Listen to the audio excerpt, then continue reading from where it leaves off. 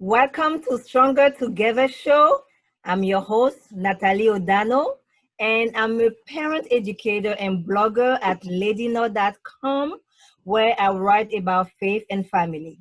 I believe that everyone has a story, and every story serves as a life lesson to reach hearts, challenge minds, and transform lives.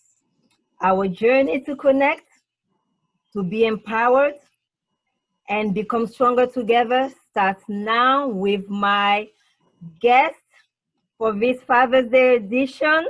Welcome, welcome. Thank you for being here.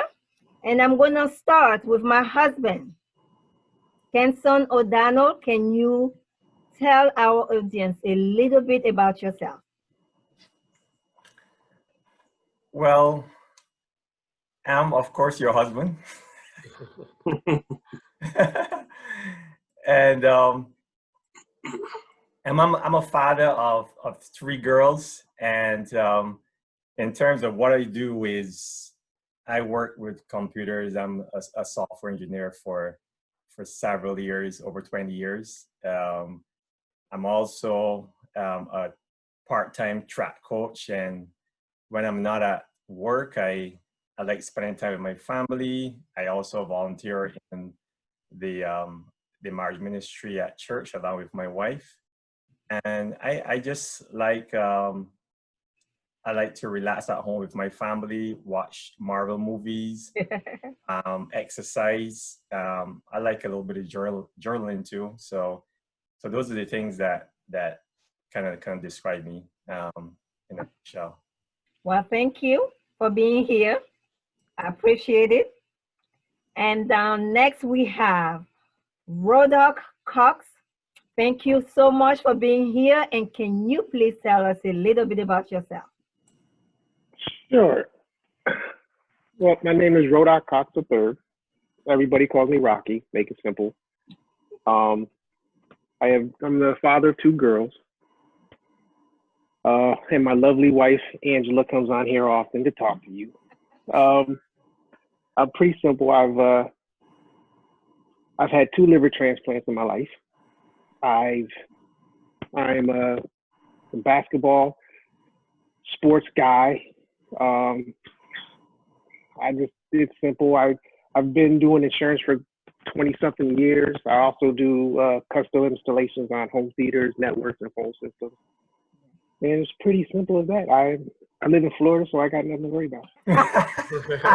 Just rub it in. That's all right. Thank you so much for being here. And next, Luis Rodriguez. Thank you. And can you please tell us a little bit about yourself? Sure. My name is Luis Rodriguez. I live in Ansonia, Connecticut with my wonderful wife, Iris, and our 3 boys. I have been doing IT. I'm an IT manager. I've been doing that for over 20 years. Wow. I enjoy hanging out with my family, hanging out with friends, going on walks with my wife, playing sports with the kids, just being interactive with everyone around myself and helping out in the church. Yes. So thank you so much for being here. We appreciate it. And we have, last but not least, Dave Gumbs. Can you please tell us a little bit about yourself? And thank you for being here. Sure, glad to be here. I am David Gumbs. I am a father, husband.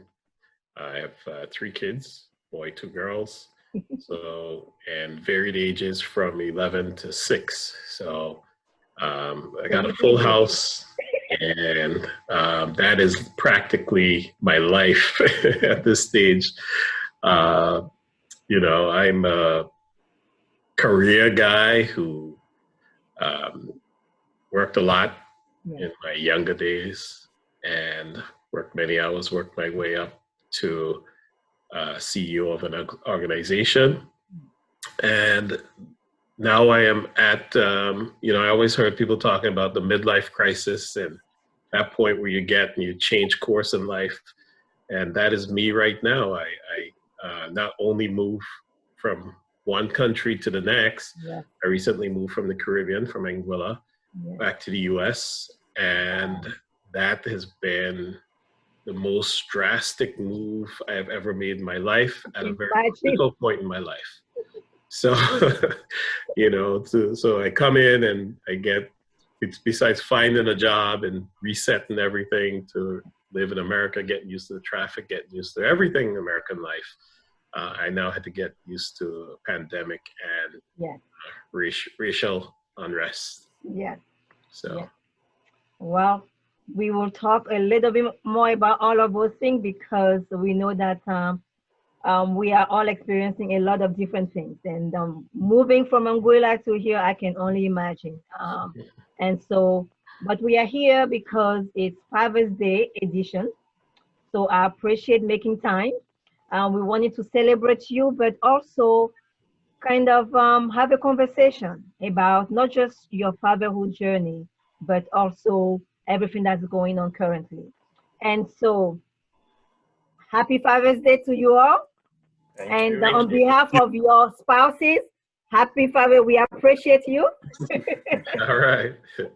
And we're just gonna dig in with studies that have shown time and time again how children benefit when their father are involved.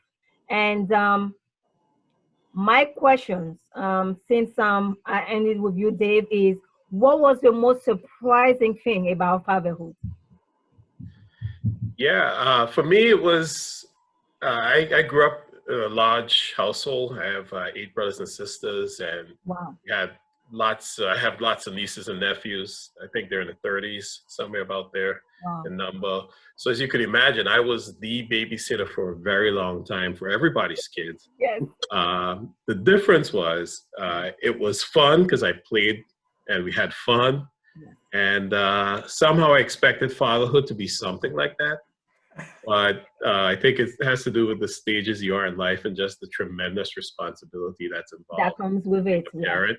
So although, yes, we do play and yes, we do have fun, when we used to play video games, I had to stop because I'm like, oh no, you're playing too much video games. We got to get into the lesson. So I think just balancing life and trying to still, enjoy life while having all that heavy responsibility. That's the challenge. That was the challenge of it. And so, Rocky, you are next. What was the most surprising thing for you about fatherhood? That's kind of hard. It's been a long time since I had to worry about little kids. No, I think the most surprising thing about fatherhood is probably, especially for me, having girls, and not really, having to understand the dynamics as far as, dealing with your wife is one thing. Yeah. Dealing with girls going through all the phases that they have to go through is very, very enlightening, we'll say. Say enlightening, that's a good word. So you mean that girls are interesting, challenging enough? Well, I think it's a different dynamic. So when your girls get to a certain age, there's a lot of things that you, especially in this world, where you have to protect them from. Yes. As far as boys, when we get to a certain age, it's kind of, okay, you get to this age, we have to direct a path, but there's not as much worry and concern that there is when you have girls getting to a certain age. My oldest, Maya, she's 24, so that's a whole different thing. Yeah. And then Kayla's 14 going into high school. So now I have to navigate those waters. In high school as a boy, it's usually just sports, making sure they stay on their studies and try to teach them how to interact with the opposite sex. But with girls, it's a whole different dynamic. Yes, but we are going to switch gear because Louis is the father of 3 boys. Yeah, I don't have that problem at all. About that. So, Louis, what was the most surprising thing about fatherhood, your journey? Well, for me would be realizing that these children that I have, these boys, see, I come from having, we were 3 boys ourselves when I was growing up. And I see my life, my childhood in them. Yeah. I see everything. I see my eldest son doing all the big brother duties he's supposed to do, as in torturing his other brothers. I see that the middle son, my wonderful boy, that he becomes a fall guy. You know, he gets blamed, and then the youngest one runs around and he's just trying to follow the others. Yes. And that's basically what happened in my life. And one of the most important things about this is that I see that for me, like how they were saying before, it's a responsibility. Yeah.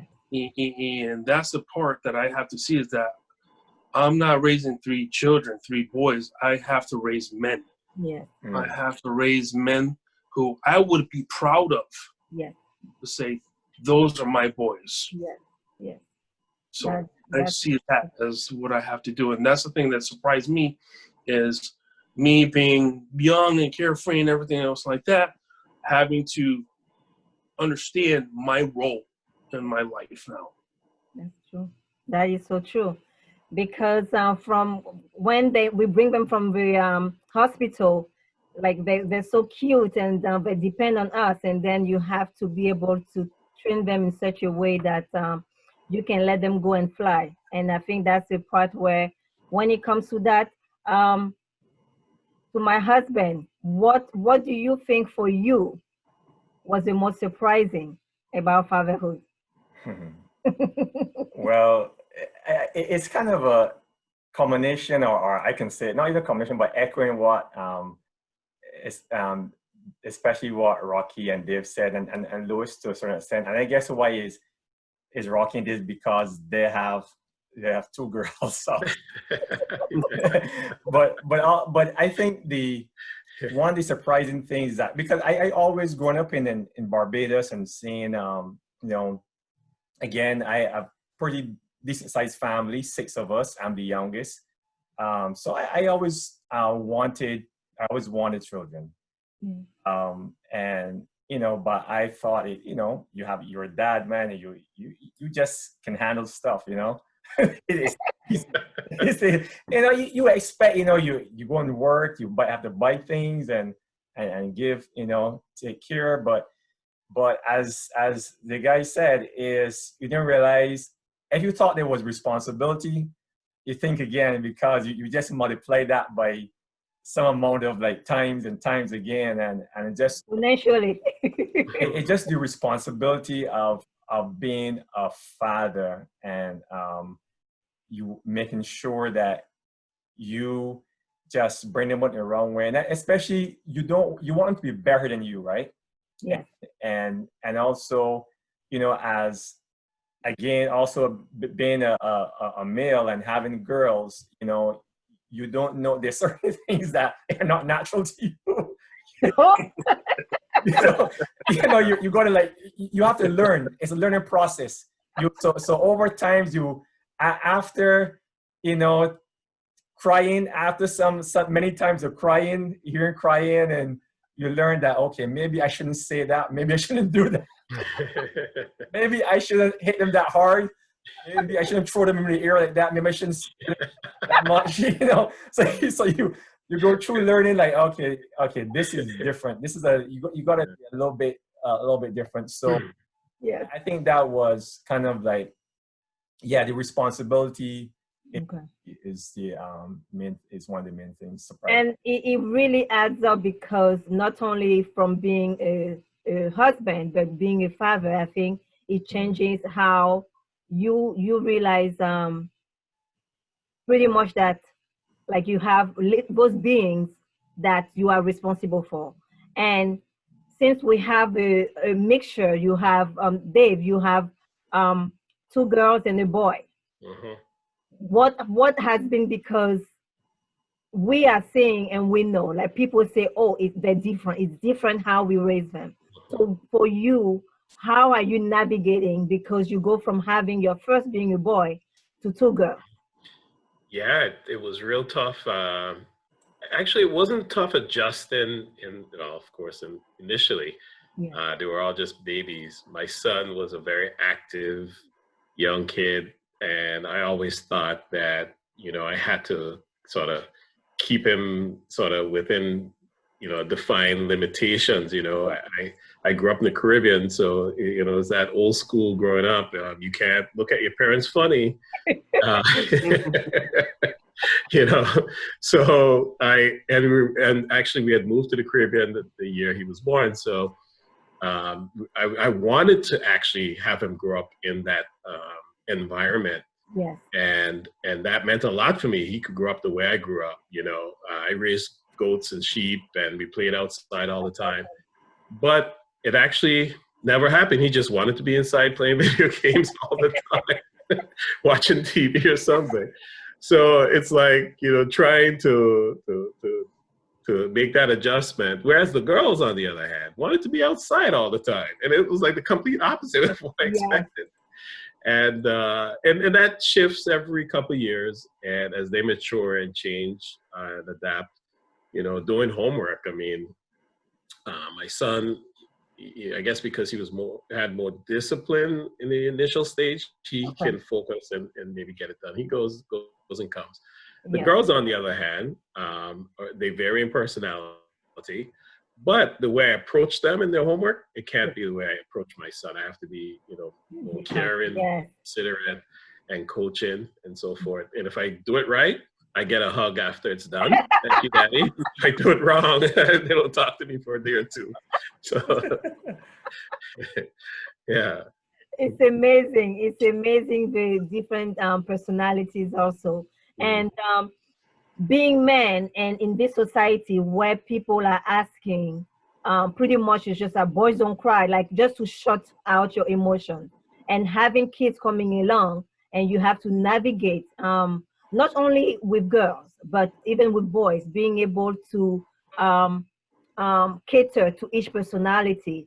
What was the wake up call for you per se, as far as just like, okay, I need to really pay attention, as Dave, you were talking, like how you deal with your boy is different from the girls, because you realize everybody has a different personality. So Louis, can you share with us, as far as just, it's not just the age gap, but the personality for each child? Well, starting off with Diego, he is a very hard worker. He mimics a lot, just like how we were younger. Like my oldest brother, he's a very hard worker. He strives for the best.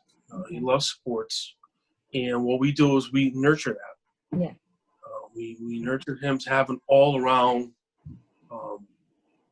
life, an experience. They do karate, they do soccer, they do basketball, they do boxing. All 3 of them? But they also do Boy Scouts, and they do. All 3 of them, Louis? All Yes? 3 of them do all the sports? All of them do. Okay. All of them do. With you Miguel. Busy. You busy? Miguel, yeah, very busy. With Miguel, he likes sports, but he's more of an intellectual, and we try to nurture that with also focusing on sports. Have an all-around great person. I mean, he's so intelligent, and I have to, give praise to my wife as well, who is at home while I'm working. Yeah. She's at home helping out in this pandemic right now of the distance learning. And then you have Noel, he's just Noel. He's a 5-year-old who just wants to play and have fun and jump on top of me when I'm in my meetings or anything else like that. But he doesn't understand. The baby is something else. That's it. He's the baby of the house. Oh my goodness, that's interesting. So what about you, babes? How is it as far as just like being able to, that wake up call that, all three of your girls are different? Yeah, so after, you have the first child, you're excited because, you like everyone knows you do everything perfect. You think? Right? You clean everything, and you try to make sure, Sanitize. and also too, you have the energy that, you have all the energy to put everything, and um and then as time goes on with the second one, that energy wanes, and the third one, then they're eating dirt and off the ground and stuff like that. But apart from the things that I do as a father that would influence how their personalities, I think naturally, I think God has, it's funny, he gives all of them so different personalities. Because the oldest one, Kibali, who is the teenager, 13, she thinks all the time, but she's also a practical joker. So like, she got that from me. From you, yes. she just like, she would just laugh at things that she shouldn't laugh at. Just laughing all the time. She would be upset and laugh. She would probably like do something, hit someone really hard, and still still be smiling. And then you have Nema, the middle one, who is 10, very sensitive, and she'll cry quickly, but she's bubbly. She just full of fun. She just likes fun too. And then you have Nuria, who's going to be 6 in Father's Day. Well, on 22nd, not Father's Day exactly, but 22nd. And she is just, again, like in between the two.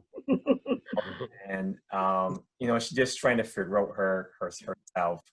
And so it's just different, realizing it's so important to realize that, as Dave was saying, you just cannot treat all of them the same. And sometimes we get in trouble for that, because some of the girls think that, oh, this person's a favorite, or and I'm always like to tell them is that, you know what, we love you all the same, but we love you differently. Yes.